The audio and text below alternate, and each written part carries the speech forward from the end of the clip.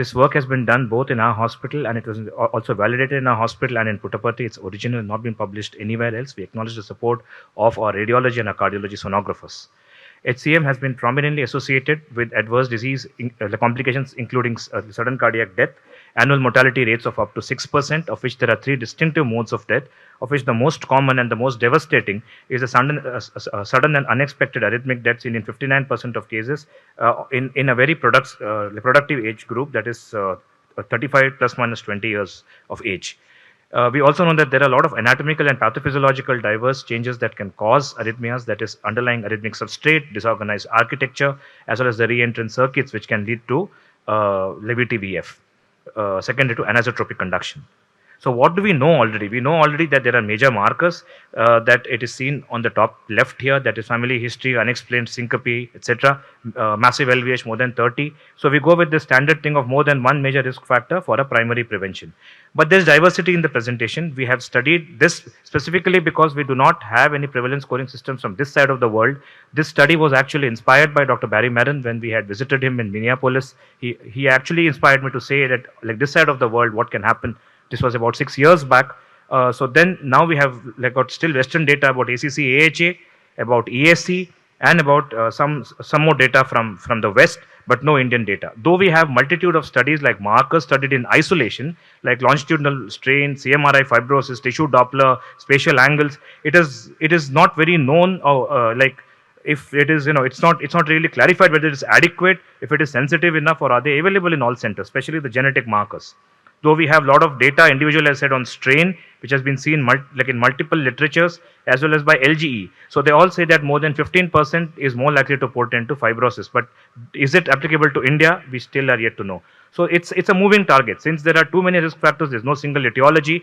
There could be multiple mechanisms at play, and of course, we need to study in terms of other risk factors also. So we needed an objective, simple, easily available, and locally applicable system for India. So our aim was to generate a multiparametric model to study an objective risk stratification using easily available imaging tools without losing sensitivity, both echo and MRI, and to use both logistic regression and ML. Since LR, as I said, assumes that there is a linearity. It's a prospective study done with validation both internal and external.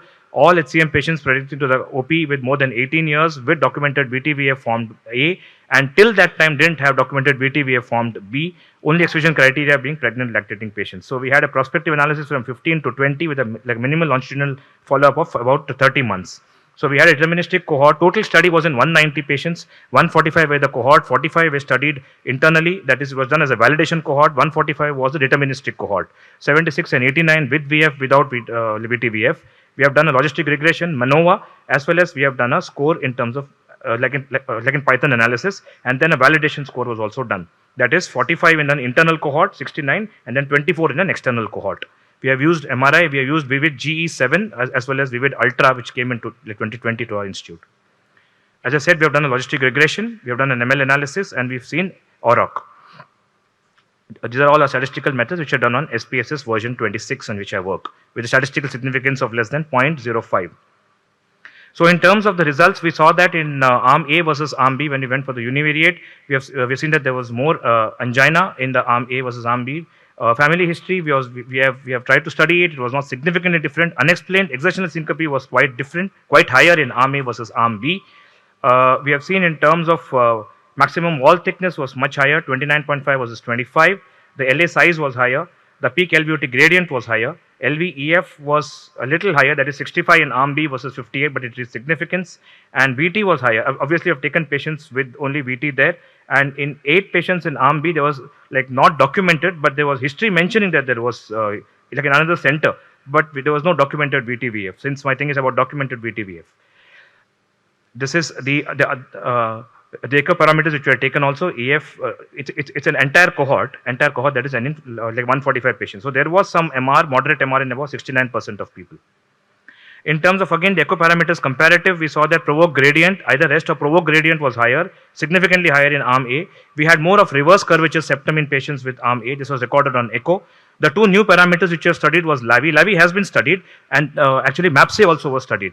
So there is less literature about these three. It was significantly lower, less than 10 mm in arm A versus 26 in arm A versus 7 patients in arm B. We also saw the tissue Doppler parameters, that is color Doppler, was significantly worse in all parameters, lateral and septal in arm A versus arm B, in terms of the p-value. Mid-septal strain was studied, mid-septal, apical septal in all the segments. Again, as I said, on the extreme right, it's all arm A is worse. After the univariate analysis, we have gone for the multivariate analysis. I'll come to this. So, in terms of GLS less than minus 15, a septal thickness more than 27, MAPC of less than 10, syncope gradient of more than 60, exertional syncope was all significantly different. We have gone for the Mankova. Mankova is the multiple like analysis with covariate analysis. When you have seen like a MANOVA only, but when you see covariates, when we have seen that, it was all significantly higher in all on the right. That is GLS, ST, MAPC, etc. So this is the score that we got from logistic regression with an overall AUC of 0.72 and in the validation cohort of around 0.727. Again, we went for the heat map. This is all the parameters against each other. That is, we have studied the interrelation of parameters. This is also done in Python. It was studied as top 14 variables versus top 14 variables as a 14 by 13 by 12 by n minus 1 possibilities. When that was done, the top 10 predictors were LVOT gradient more than 60, index LAVI more than 34, GLS of less than minus 12. It has come down from minus 15. It was then more than 10% fibrosis. It has come down from 15%. So we tend to get fibrotic, VTVF at a lesser fibrosis.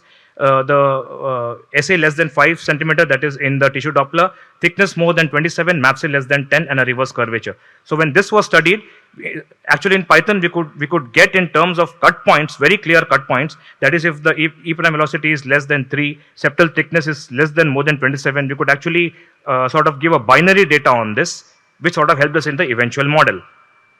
And we have seen the cluster events also in terms of fibrosis and the GLS.